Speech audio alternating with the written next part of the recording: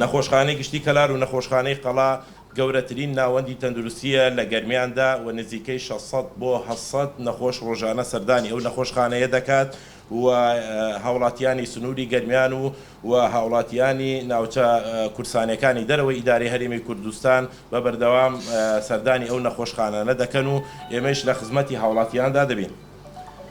لە ئێستادا حەزەکەم پێتان ڕابگەێنم لە ناو نەخۆشخانەی قەڵا چەند بەشێکی تایبەتمان کردووەتەوە. یەکێ لەوانە بەشی مناڵانە کە پێشتر لە ناو نەخۆشخانەی گشتی کەلارە بۆ ئێستا گواستومانەتەوە بۆ ناو نەخۆشخانەی قەڵا کە بۆ ئەوەی خزمەتێکی باشتر و چاکتر لەلایەن ئەو کارمەندانەی کە لەلایەن ئیدارەی گشتی یەکێتی نیشتمانی کورسانەوە هاوکاریان بۆ دێ خزمەتی هاوڵاتیان بکرێ و خزمەتی نەخۆشانی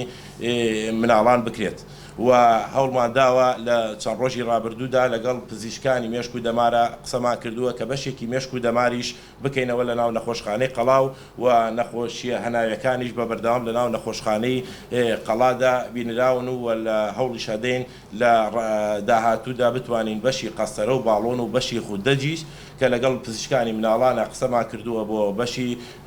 خوددەج بۆ ئەوەی لە ناو نەخۆشخانەی قەڵا بکرێتەوە. طبعا حەزەکەم ژمارەی ئەو کاروچالاکیانەی کە لە ناو نەخۆشخانەی گشتی کەلار و نەخۆشخانەی قەڵا لە ساڵی ڕابردوودا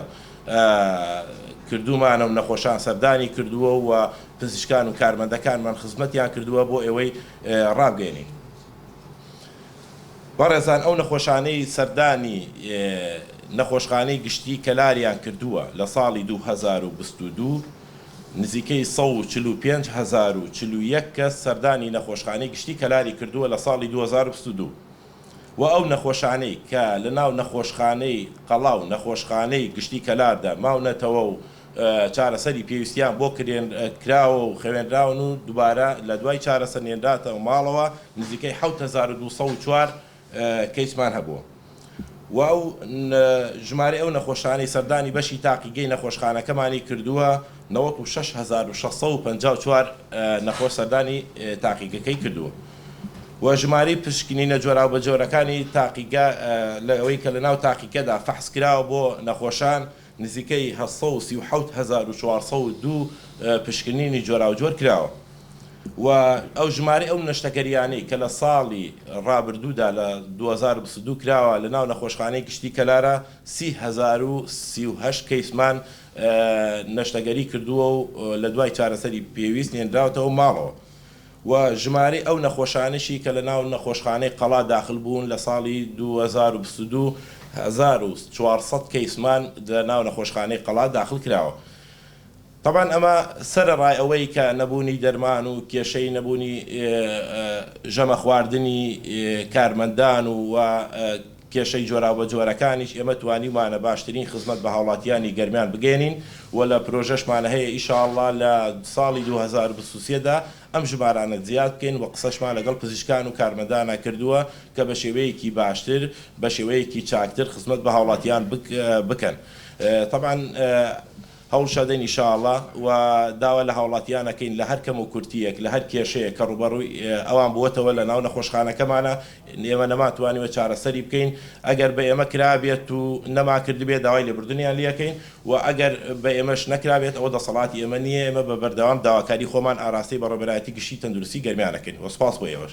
ڕێزان هەموو لای بەخێر بێن. دیارە وەکو ئاگادارن نەخۆشخانەی گشتی کەلار زایدە نەخۆشخانەی قەڵا گەورەترین ناوەندی تەندروستی لە گەرمیان و ئاماری ساڵی 2022 وەکو بەڕێز بەڕێوەبەر ئاماژەی پێدا ئێمە با مافی بەشەکانمان نەخۆین چکە بەڕاستی بەشەکانی نەخۆشخانەی کەلار 23 بەشە هەموو ئەم بەشانە ڕۆژانە نەخۆش ئەبینن و چارەسەری بۆکەین. ئێمە ئامارەکانتان بە زیاتر بۆ وردی پێ ئەدەین بۆ ئەوەی زانیاری تەواوتان لە هەبێت. لە ماوەی ساڵی 2022 لە بەشی ڕاوێژکاری بەیانیان لەلایەن پزیشکانی هەناویەوە 16,925 هاوڵاتی بۆ چارەسەر بینراوە. لە بەشی پسپۆری مناڵان 14,762 لە پسپۆری چاو 9,005 پسپۆری قورگ و گێولوت 13,322 پسپۆری مێشک و دەمار 1,615 پسپۆری ئێسک و شکاوی 18,705 پسپۆری پێست 8,401 پسپۆری نەشتەرگەری گشتی 5,114 پسپۆری ڕوو شەویلگە و ددان 601. کۆی گشتی ئەو بینیانە 97,064 هاوڵاتی بووە کە سەردانی بەشی ڕاوێژکاریان کردووە و هەروها بەشی دەرمانخانەی درێژخایەنمان هەیە لە ماوەی ساڵی 2022 40632 هاوڵاتی سەردانیان کردووە بەبەستی وەرگرتنی ئەو دەرمانانەی کە بە دەفتەر وەری ئەگرن لە بەشی دەرمانخانەی درێژخایەن. سەبارەت بە نەشتەرگەری ئێمە هۆڵی نەشتەرگەری نەخۆشخانەیەکی کەلارمانەیە کە لە 5 هۆڵ پێک هاتووە بەشەکە لە ماوەی ساڵی 2022 3038 نەشتەرگەری جۆراوجۆر بچووک ناوەند گەورە ئەنجام درراوە و هەروها 7204 هاوڵاتی لە بەشەکانی هەناوی و مناڵان و قاوشی نەشتەرگەری زائیدە نەخۆشخانەی قەڵا ماوەتەوە و چارەسەری پێویستیان وەرگرتووە. ژمارەی مردن لە نەخۆشخانەی قەڵا زیاتر تۆمار کراوە 43 هاوڵاتی لە ماوەی ساڵی 2022 تۆمار کراوە کە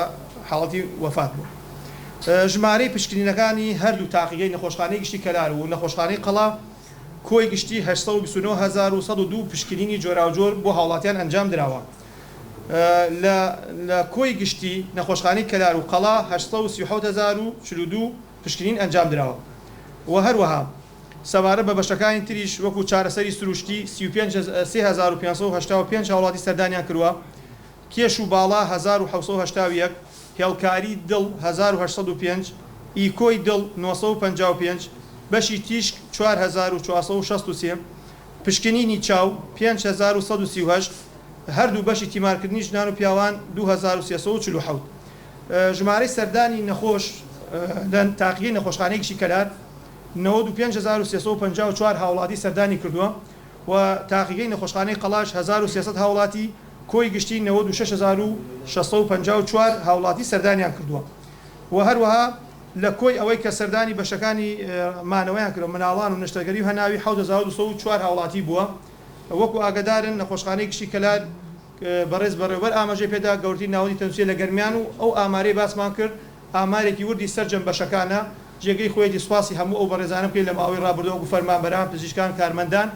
کە خزمەتێکی زۆریان کردو بەردەوام بوونە و لە هەروەها هاوڵاتیانیش هاوکارمان بوونە دەستگاکانی ڕاگەیاندن و کەسایەتی و خێرخوازانیش هاوکارێکی باشمان بوونە لە هەندێک کەم و کورتی هاوکارمان بوونە کە لە ڕێگەی بەڕێوەبەر و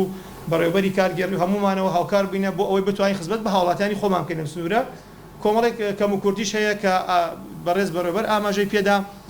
ئێمە لە ئێستادا کێشەی خواردنمان هەیە بۆ ئێشگرەکانمان کە بەڕاستی تێکە لە کێشە درێژخایەنەکان لە ماوەی 2-3 مانگە درێژەی کێشاوە لە هەوڵی بەردەوامین و هەروەها کێشەی بینامان هەیە هیواداری هەر لە ئێرەوە داوا لە هەموو لایەنە پەیوەنددارەکانەکەین هاوکارمان من بۆ ئەوەی نەخۆشخانەی کەلار بە شێوەیەکی مۆدێرن دروست بکرێتەوە یان نەخۆشخانەیەکی مۆدێرن بۆ کەلار دروست بکرێت و بکرێتە جێگەی ئەم نەخۆشخانەیە چکە بەڕاستی ئێمە زۆر پێویستین و هیواداریشین ساڵی نوێ ساڵێکی باش بێ بۆ خزمەتگوزاری تەندروستی و هەموو لای هاوکارمان بێت.